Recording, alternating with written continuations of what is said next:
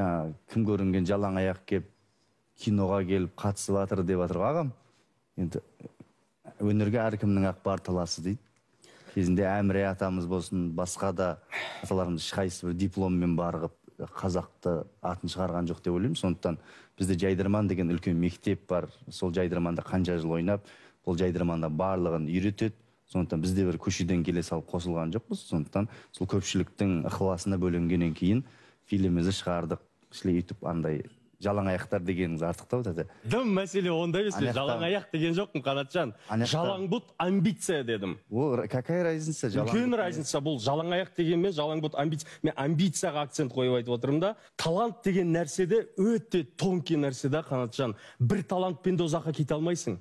Сол талант деген ол гүл секілді ғой, суын құйып, мәпелеп, қамқорлап отырмасаң, ол өлетте қалады.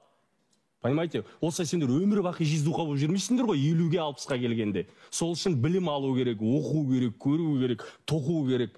Ертең сақалдарың сапсайып, 70-ге келгенде жиздуға болып жүрмейсіңдер ғой, ажаматты ойнап.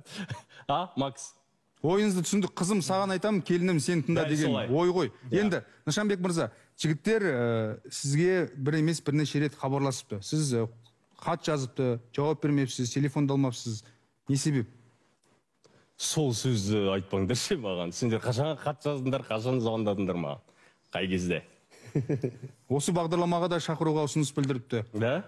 Одан кейін үлкен киноның премьерасына да келіңіз деп айтыпты. Сіз жақтан енді рас өтірігін білмеймін, жауап болмапты. Солай ма жігіттер?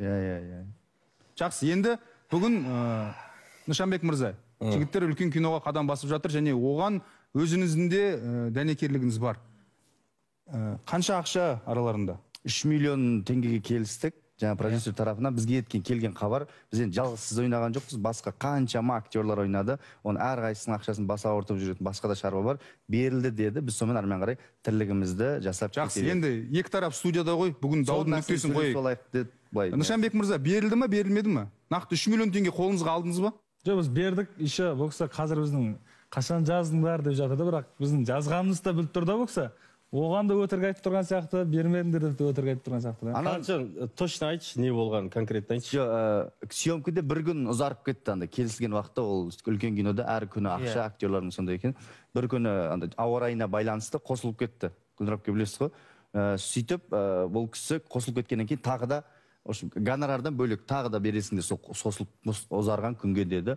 Сөйтіп қосып беріп, біз қанша 200 мыңдай қосып бердік 3 миллион теңгеге. Сөйтті де балдармен ақылдасып, жоқ біз өтті тамаша араласып, аға әні болып, сөйтіп фильмімізді бітіріп, кинодан кейін шапкада әдем болып тарқасып, премьерада жолығатын болып, айтшы, тоқтырын создың ғой енді. Артығымен бердік қой негізі. Қанша бердің? 3,5 миллион бердік аға біз. 3,5 миллион бердім деп отырсың, маған сенің 3,5 миллион.